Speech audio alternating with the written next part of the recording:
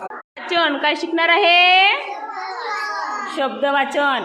आता बघा सुरुवातीला हा काय आहे? क. क कमळाचा.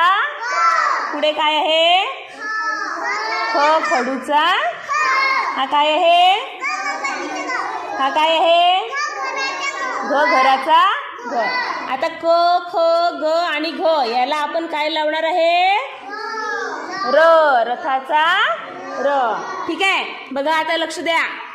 क अधिक त्याला जोडला काय जोडला आपण? हा र जोडला. क आणि र त्याला जोडला आपण. मग काय शब्द तयार झाला आपला? कर. शाबाश. काय बनला शब्द? कर. पुढे काय आहे? हा ख ला काय जोडला? काय शब्द तयार झाला? ख र. शाबाश.